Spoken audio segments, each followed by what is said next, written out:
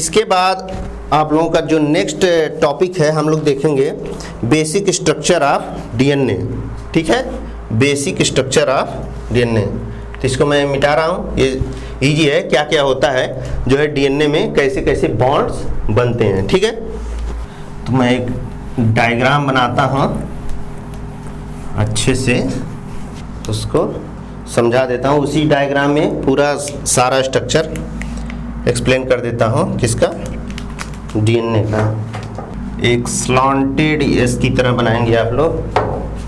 अब इसका हम लोग प्राइमर डिसाइड 5 प्राइम 3 प्राइम। अब इसका जो स्टैंड आएगा बच्चों, उसको ध्यान में रखते हुए आप लोग क्या करेंगे, उसका 3 प्राइम का निर्माण करेंगे। 5 प्राइम टू 3 प्राइम, ये हो गया 5 प्राइम।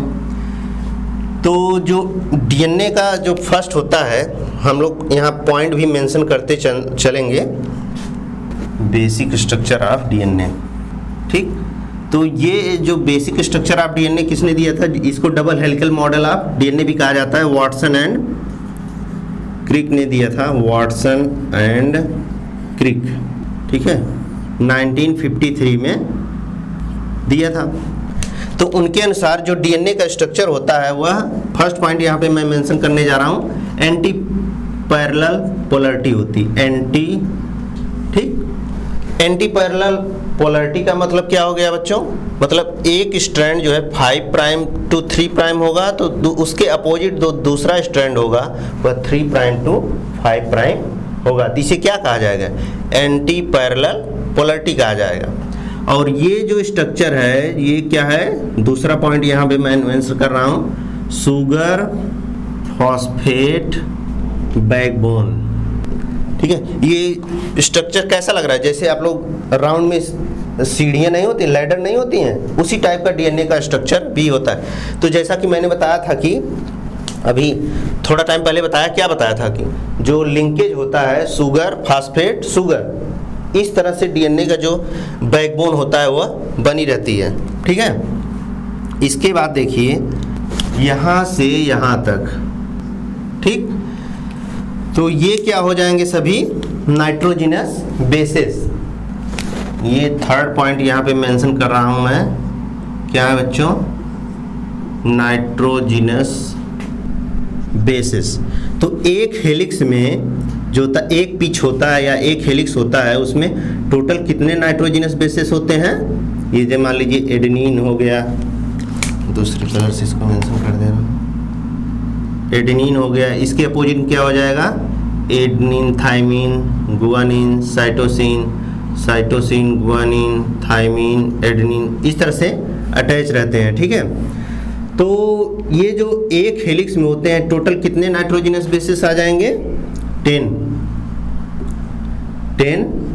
नाइट्रोजिनस बेसिस लगे रहते हैं। ठीक है बच्चों, और जो पिच होती है, जो इन दो नाइट्रोजिनस बेसिस के बीच में डिस्टेंस होता है, ये कितना होता है, यहाँ मैं फोर्थ पॉइंट बना दे रहा हूँ, 0.34 एंगस्ट्रॉम नैनोमीटर। ठीक बच्चों, और जो अगर 10 बेस पेयर है तो जो एक पिच होता है, पांचवा पॉइंट क्या आ जाता है, पिच या हेलिक्स, पिच और हेलिक्स, उसका जो डिस्टेंस हो जाता है कितना हो जाएगा, 3.4 नैनोमीटर। ठीक है, 10 से गुणा कर दीजिए। एक पिच में कितने आ रहे हैं, 10 बेस पेयर्स आ रहे हैं, और एक बेस पेयर के बीच में जो डिस्टेंस है, दो बेसिस के बीच में डिस्टेंस है, वो कितना है, 3.34 नैनोमीटर। तो गुणा कर देंगे 3.4 नैनोमीटर एक पिच, यहाँ से यहाँ तक। ठीक है, इसके बाद जो नेक्स्ट पॉइंट है बच्चों, जो विड्थ होती है, यहाँ से यहाँ तक जो विड्थ होती है वो कितनी होती है, 20 एंगस्ट्रॉम होती है। 20 एंगस्ट्रॉम इसकी चौड़ाई होती है। जो दोनों हेलिक्स हैं, इन दोनों हेलिक्स के बीच की जो चौड़ाई है कितनी है, 20 एंगस्ट्रॉम है। और क्या है बच्चों, नेक्स्ट पॉइंट, जो एडेनिन होता है, जैसे एडेनिन हो गया,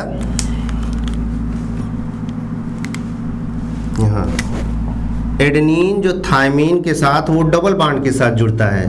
मतलब अगर यहाँ पे मैं नेक्स्ट पॉइंट करता हूँ, छठा point, adenine double bonded with thymine and guanine triple hydrogen bond रहता है किसके साथ? साइटोसिन के साथ। ये नेक्स्ट कैरेक्टरिस्टिक्स हो गया।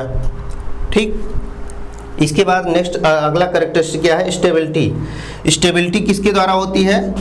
सातवां कैरेक्टरिस्टिक्स स्टेबिलिटी। ठीक, ये हाइड्रोजन बॉन्ड किसके द्वारा हो रही है? हाइड्रोजन बॉन्ड और स्टैकिंग ऑफ बेस पेयर।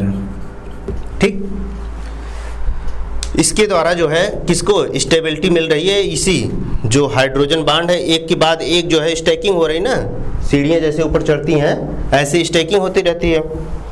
वही स्टैकिंग ऑफ बेस पेयर, ये बेस पेयर की स्टैकिंग गुआनिन और साइटोसिन कितने हाइड्रोजन बॉन्ड होंगे? 3 हाइड्रोजन बॉन्ड। ठीक, और नेक्स्ट पॉइंट जो है इसका 8वां कैरेक्टरिस्टिक्स है, सेलिन फीचर है 8वां, यहाँ पे मैं मेंशन कर दे रहा हूँ, एसिडिक एंड नेगेटिवली चार्ज्ड। तो ये सैलिएंट फीचर हो गए किसके? जो है डीएनए के सैलिएंट फीचर हो गए हैं। ठीक, तो इसको किसने दिया था सबसे पहले? वाटसन एंड क्रिक ने दिया था 1953 में। इसको मैं रिपीट कर दे रहा हूँ पूरा कैरेक्टरिस्टिक। तो बेसिक स्ट्रक्चर ऑफ डीएनए यानी double helical structure of DNA, DNA का द्विकुंडलित मॉडल किसने दिया था? वाटसन एंड क्रिक ने 1953 में दिया था। तो जो फर्स्ट कैरेक्टर है इस डबल हेलिकल मॉडल का, एंटी पैरेलल पोलैरिटी होती है। मतलब एक स्ट्रैंड 5 प्राइम से 3 प्राइम जाएगा तो दूसरा 3 प्राइम से 5 प्राइम जाएगा, तो इसे कहेंगे एंटी पोलर, मतलब विपरीत पोलैरिटी होती है। ठीक है, और जो ये बैकबोन होता है शुगर फास्फेट फिर से sugar, sugar phosphate sugar, sugar phosphate sugar, ऐसे इसकी बैकबोन बनी रहती है। जो नाइट्रोजन और एक पिच में, ठीक है, टोटल 10 बेस पेयर होते हैं जो नाइट्रोजिनस बेसिस होते हैं, एक पिच में 10 बेस पेयर होते हैं। ठीक है, और जो 2 बेस पेयर के बीच में जो डिस्टेंस होता है, दूरी होती है, कितनी होती है? 0.34 नैनोमीटर। तो 0.34 नैनोमीटर एक बेस पेयर के 2 बेस पेयर के बीच में डिस्टेंस है, तो टोटल कितने हैं? 10 बेस पेयर हैं, तो 10 से गुणा कर देंगे तो कितना आ जाएगा? 3.4 नैनोमीटर। और जो नाइट्रोजिनस बेसिस होते हैं बच्चों, क्या होता है? जो एडेनिन होता है वह थायमीन के साथ 2 हाइड्रोजन बॉन्ड के साथ जुड़ा रहता है, और गुआनिन साइटोसिन के साथ 3 हाइड्रोजन बॉन्ड्स के साथ जुड़ा रहता है। अब यही हाइड्रोजन बॉन्ड और स्टैकिंग ऑफ बेस पेयर, एक के बाद एक, एक के बाद एक, ऐसे पाइल्स बनाते हैं ना, यही क्या करते हैं? डीएनए को एक्स्ट्रा स्टेबिलिटी प्रोवाइड करते हैं। ठीक है, और जो फॉस्फेट ग्रुप होता है वो क्या करता है? डीएनए को एसिडिक एंड नेगेटिवली चार्ज बनाता है।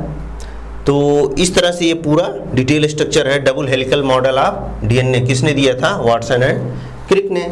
ये यहाँ पे पूरा एक्सप्लेन कर दिया मैंने बच्चों।